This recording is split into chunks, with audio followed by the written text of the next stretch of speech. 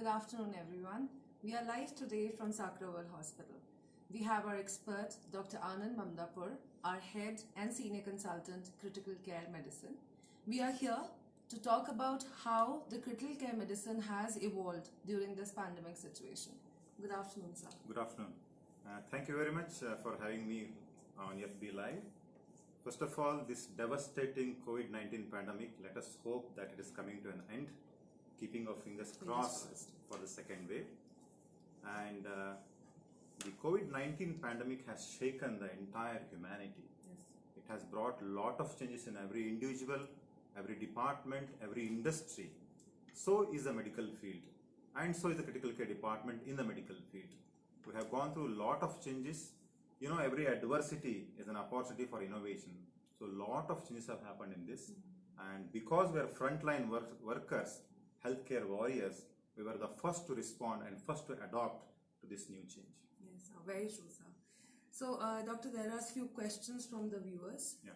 So the first question, what are the critical care medicines or measures you have followed during the pandemic?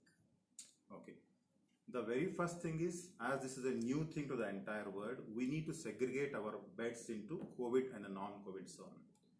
Because this infection should not go to that person and that person should not get a COVID infection because he has come to our hospital. So separation of beds is very, very important.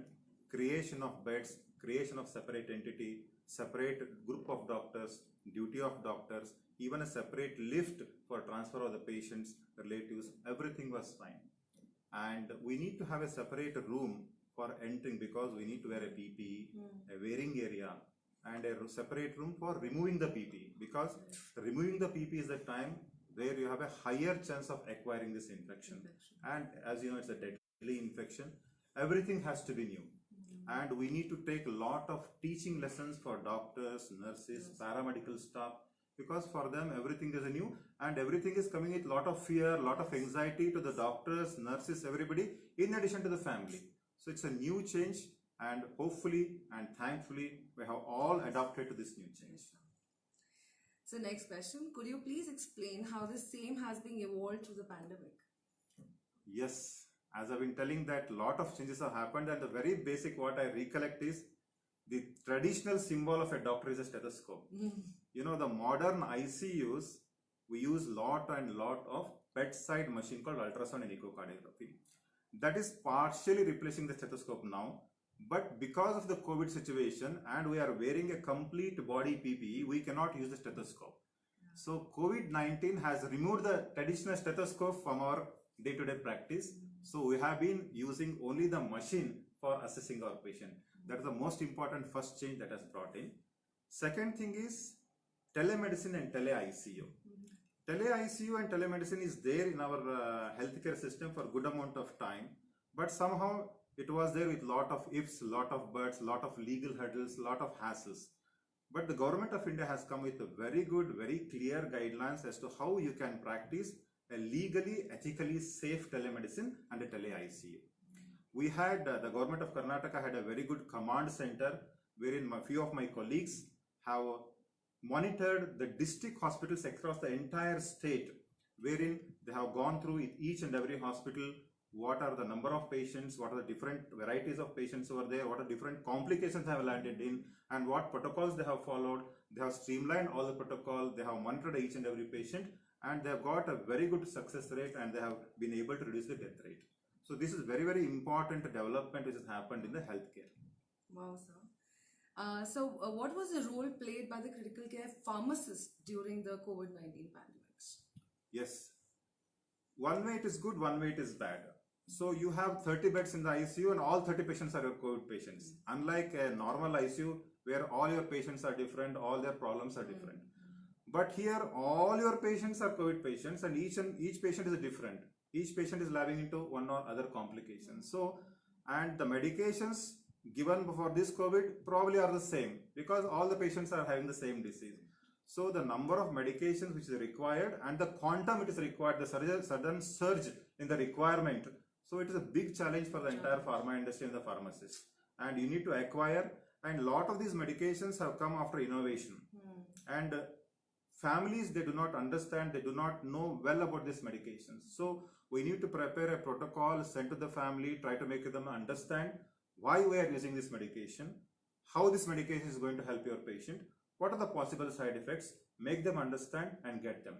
Initially, because there is a sudden requirement, surge in the requirement, because the entire world is using a molecule, a B molecule. Suddenly there is a huge demand, and biggest problem initial days was availability. So it's a huge challenge for the pharmacist, one, to acquire these medications, and for us to make the family understand, and also many of the healthcare professionals to understand that what is this medication. A lot of seminars have happened about these medications, roles and responsibilities. And there are a lot of theories also coming. Yes, yes. Lot of innovations have happened. Lot of new drugs have come. Yeah. Does the evaluation of critical care medicine give hope to the patients who might experience respiratory failure? Definitely. The important and the devastating organ which is affected is the lung in the COVID pandemic, as you all know. Okay.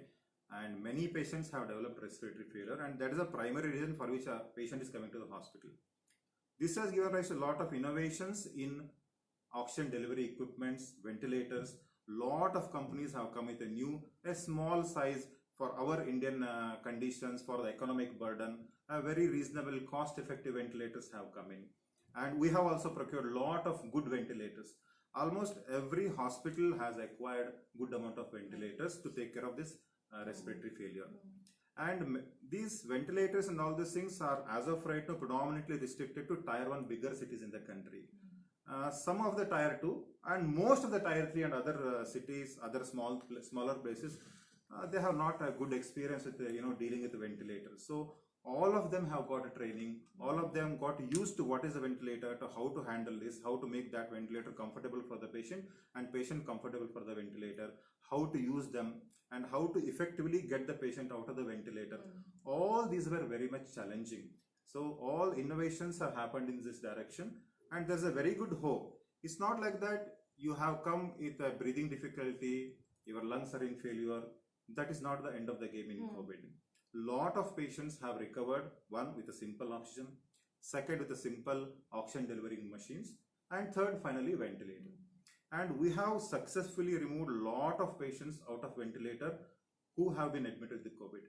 So there is usually myth in every individual person that you have a COVID, your lungs are badly damaged, you are on ventilator, means it's almost dead end.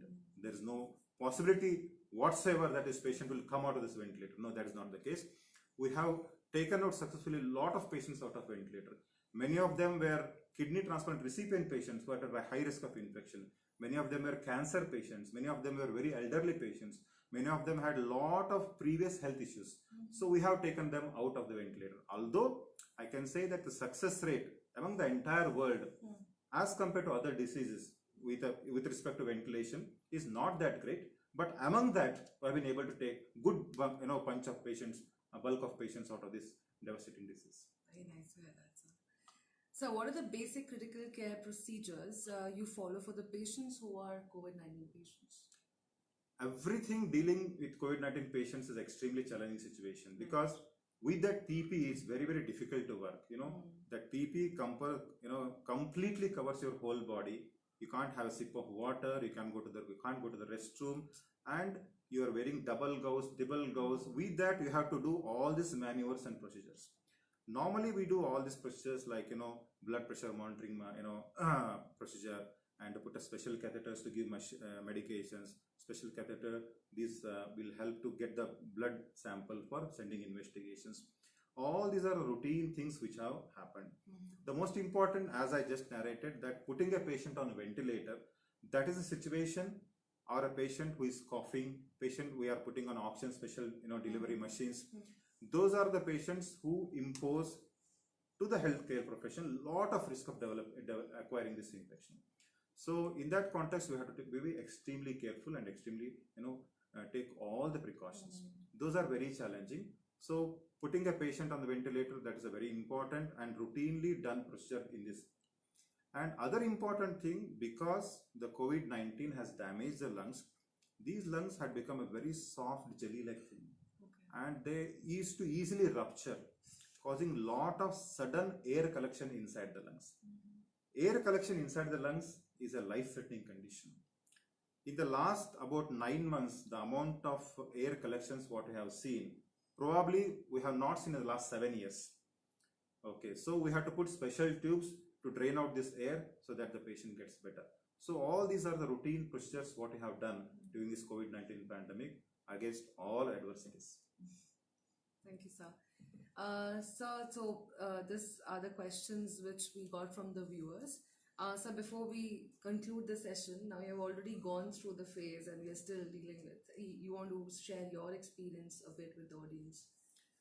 Yes, it was a very challenging situation for healthcare workers as well as families, because this is a very special situation wherein you have a medical burden, a financial burden, and most importantly, a social burden. Your relative is admitted, you cannot come and visit your patient. You cannot see him on a daily basis. You cannot speak to us directly. So what we have evolved is tele-counseling. So we used to see the patient, we used to call the family, update them about what is the condition, how your patient is progressing, what are the likely chances, and what is the likely plan of management. Is there any change in the plan of management? We used to update. And we used to call over the video and make the patient speak to the family. Okay, so because they are at home badly waiting for our call. Yes. Sometimes if you call them, they will naturally get shaken up that I should not be getting a bad news from the hospital. So in that context, we used to counsel them to their satisfaction that, you know, they are relieved, because it is very, very difficult situation. You cannot come and visit the patient. You want to do everything for the patient, but you cannot physically come and do, because the moment you come and physically stay with the patient and hold his hands as a family member, that gives a lot of positivity to the patient recovery, because the patient is there in the ICU, patient is there in the ward, and he sees full, you know, group of doctors, nurses, paramedics in the PPE. They cannot recognize also who is the doctor. So we used to have a label that I am doctor so and so, I am staff so and so, to us to display, and we used to introduce ourselves because they cannot recognize us in a PPE. Okay, so that was very challenging for the patient and for the family. And once they are in the closed 4 doors of the ICU, and there is always, I could see the fear of death in their eyes.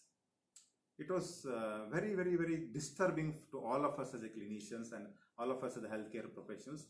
The fear of death was very, very bad to see in them. And they cannot visit their families. They have to always speak to them over the phone. No, it has shaken the mankind to very bad days. So thank you, sir. Thank you for your insight. With this, we conclude our session. Thank you everyone for joining us. Be safe. Thank you. Thank you so much.